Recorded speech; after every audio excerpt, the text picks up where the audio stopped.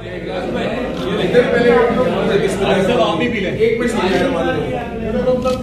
जी आपके सामने अल्हम्दुलिल्लाह अल्हम्दुलिल्लाह जी अल्हम्दुलिल्लाह। तो आज से हमारा स्लोगन है कि गोश्त खाएं और अपने खर्च अल्हम्दुलिल्लाह। ये हलाल है, इसको हलाल रहने दें, बेफिक्र होकर खाएं, हम जिम्मेदार हैं इस चीज के।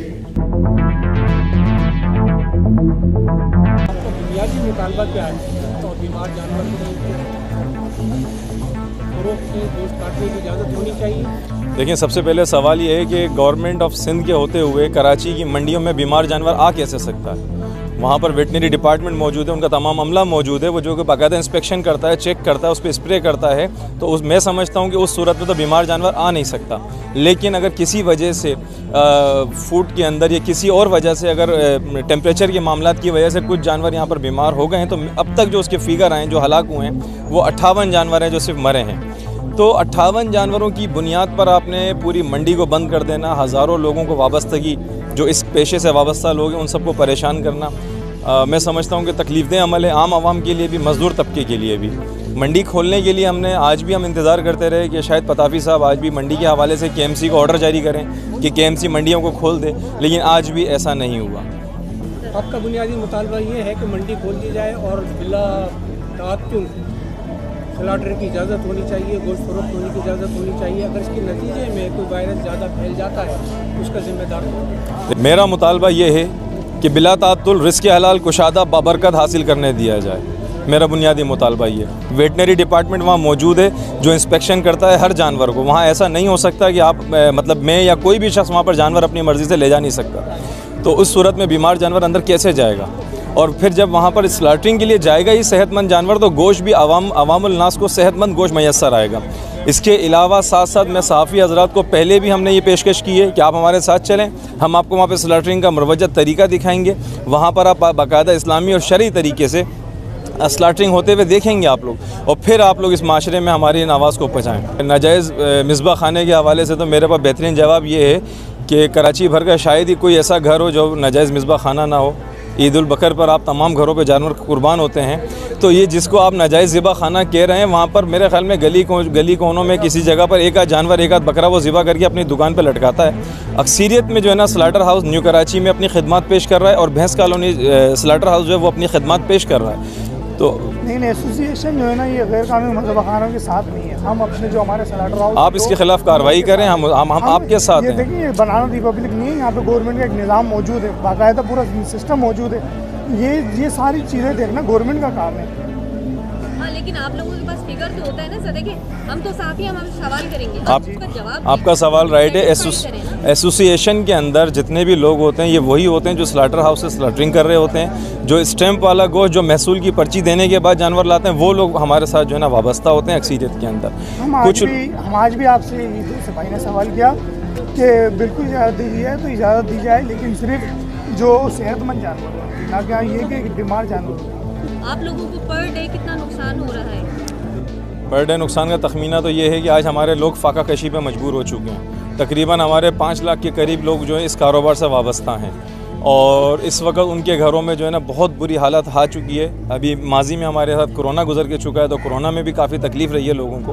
तो वो समझ लें कि असरात अभी समझ रहे थे कि दोबारा मज़ीद याली तकलीफ़ की वजह से परेशानी में लोग मुब्तला हैं। हम आपसे अपील करेंगे, हमारा प्रेस कॉन्फ्रेंस का मकसद खुदा न खास्ता ये नहीं है कि हमें हाइट मिले या हम लोगों के साथ हम लोग पब्लिसिटी चाह रहे हैं, ऐसा नहीं है। हम आपके पास अपनी दरख्वास्त लेकर आएँ, अपनी अर्ज़ी लेकर आएँ कि आप बाख्तियार इदारों तक हमारे इसको पहुँचाएँ, और जिन लोगों ने साजिशें की हैं, जिन लोगों ने इस काम को ख़राब करने के लिए और हमारे लोगों को बदनाम करने के लिए जो कोशिशें की हैं, इंशाअल्लाह उनको हम सबोताज़ करने के बाद आप लोग के सामने भी लाएंगे। तमाम इदारों से हम अपील भी करेंगे, और जहाँ तक हमसे मुमकिन होगा हम आपके साथ ताउन भी करेंगे।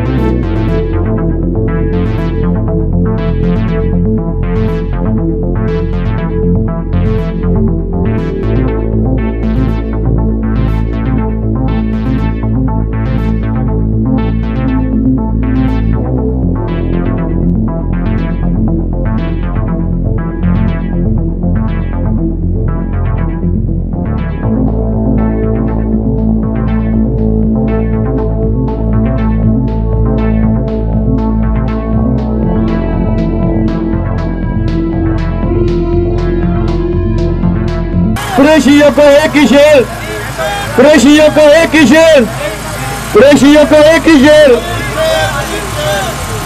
आज यहाँ पर सारे फार्मर्स भी और कुरैशी बरादरी भी, जो लोग मिल्क एंड मीट से ताल्लुक़ रखते हैं इस शहर में, आपके इस शहर में रोज़ाना की बुनियाद पे अवाम एक ऐसी कमोडिटी जिसको हम मिल्क एंड मीट कहते हैं उसका इस्तेमाल करते हैं। उसके हवाले से पिछले कोई 10-15 रोज़ से एक ऐसी बीमारी का प्रोपेगेंडा बनाया गया जो कि पिछले 3-4 महीने से मिनिस्टर साहब और दीगर इदारे सब ने इस बात को इंडोर्स किया कि वो मौजूद थी और फार्मर ने बहुत बेहतर अंदाज से उसका जो है वो कलाकमा किया और अल्हम्दुलिल्लाह वो तकरीबन जा चुकी है। अब इसके ऊपर कॉर्पोरेट सेक्टर और मुख्तलिफ सोशल मीडिया में ऐसे मखसूस प्लांटेड लोगों को लाकर एक प्रोपेगेंडा, नेगेटिव प्रोपेगेंडा किया जा रहा है कि इंसानों के अंदर ये ट्रांसमिट होता है जो ये वायरस है। ऐसा कुछ भी नहीं है और ना ही ऐसा आज तक 3-4 महीने में अगरचे मज़र सेहत गोश्त और दूध बिक रहा था तो कोई केस रिपोर्ट नहीं हुआ। और आपके जितने हेल्थ के इदारे हैं, आपकी फूड सिक्योरिटी हो गई, डीजी लाइव स्टॉक हो गए, इनफैक्ट आपके प्रोविंस मिनिस्टर हो गए, जितने ऑथेंटिक इदारे हैं, जब वो ये स्टेटमेंट दे रहे हैं कि ऐसी कोई चीज़ नहीं है तो यकीनन इंसानी जानों की बात है। हम भी और वो सब भी ऐसा कभी नहीं सोच सकते कि हम इस मुल्क के मुस्तकबिल को, हमारे बच्चों को, बड़ों को, बुज़ुर्गों को इस तरह का दूध जो वो इस्तेमाल करते हैं या फिर जो है वो जो गोश्त इस्तेमाल करते हैं वो ऐसा खिलाया जाए कि कोई ऐसे हालात पैदा हों। एक ये जान सी कैफियत है, लोगों में एक खौफ पाया जाता है जो कि ख़त्म होना चाहिए। और एक नेगेटिव कैंपेन जो चल रही है मुख्तलिफ लोगों की तरफ से, मीडिया ने बड़ा पार्ट प्ले किया है। अब बहुत सारा मीडिया पॉजिटिव भी दिखा रहा है। मैं देख रहा हूँ मुसलसल मीडिया ये कह रहा है कि इन चीज़ों में किसी किस्म का कोई मज़र सेहत कोई भी ऐसी बात नहीं है, मगर उसके बावजूद सोशल मीडिया पे जो आजकल हमारी बहुत सारी ऐसी सोशल मीडिया पे ऐप्स हैं जिसके ऊपर जो है वो बाकायदा तौर पर मुनज़्ज़म तरीके से एक साजिश की जा रही है। तो आज हम उसको बेनकाब करने के लिए मुजाहरा भी कर रहे हैं और एक प्रेस कॉन्फ्रेंस भी करेंगे और हक़ाइक़ को सामने लाएंगे। तो डेल्फा और अल कुरैश जो तमाम मीट मर्चेंट एसोसिएशन है वो यहाँ पर आज मौजूद है अपने बिज़नेस के, अपने माशी इस्तेकाम के लिए और अपने बिज़नेस की और उन तमाम फार्मर्स की बेरोज़गारी के लिए मौजूद। देखिए मैं एक बात और साथ साथ यहाँ कह दूँ, अगर ये चीज़ आगे बढ़ गई इसका ना सिर्फ बेरोज़गारी तो बढ़ेगी, इसका नुकसान उन गरीब तबके को भी होगा जो रोज़ाना की बुनियाद के ऊपर सब्ज़ी, फल, दाल और इन चीज़ों का इस्तेमाल करते हैं। जब तमाम लोग उस चीज़ों पे आ गए तो डिमांड एंड सप्लाई का एक मसला आ रहा है। आपकी सब्ज़ी भी महंगी हो रही है, आपकी मुर्गी भी महंगी हो रही है और दीगर चीज़ें भी। तो बेहतर है कि ऐसी पॉलिसीज़ होनी चाहिए और ऐसे लोगों को रोकना चाहिए जो एक पैनिक क्रिएट कर रहे हैं शहर में और एक इतने बड़े सेक्टर को नुकसान पहुँचाने की कोशिश कर रहे हैं। मर्चेंट के प्रोटेस्ट के अंदर डेल्फा के हमारे साथी भी यहाँ मौजूद हैं, क्योंकि इस वक्त पाकिस्तान को मैं समझता हूँ बिलखसूस अगर पाकिस्तान को टारगेट करना है तो आप कराची और सिंध को टारगेट करें, पूरा पाकिस्तान आपका टारगेट हो जाता है। एक मज़मूम साजिश के तहत पाकिस्तान के इन शहरियों को खालिस खुराक से, नेचुरल खुराक से दूर करने के मुख्तलिफ हिलिये और बहाने तैयार किए जा रहे हैं, जिसमें दूध और गोश्त से इन लोगों को दूर किया जा रहा है। हमसे आहिस्ता आहिस्ता ऑर्गेनिक किस्म की चीज़ें, दवाइयाँ हमसे लेकर और आर्टिफिशियल चीज़ों को, हमारे फूड को हमारे जो है बच्चों के अंदर फीड में डाला जा रहा है ताकि इनको हम ग़िज़ाइयत और ताकत से इनको महरूम कर दें। लेकिन साथ साथ मैं आप तमाम मीडिया हज़रात के सामने इस चीज़ को इंश्योर कर दूं कि ये सिर्फ खाली मेरे कुरैश कबीले का और मेरे दूध वालों का मसला नहीं है। मेरी जान, ये तुम्हारी रियासत की कमज़ोरी को साबित करता है। ये वो मजबूत और बाअसर और कोऑपरेटिव सेक्टर है जो आपके आवाम से रोटी पैसा छीन कर मखसूस 4-6 लोगों की जेबों में डालना चाहता है।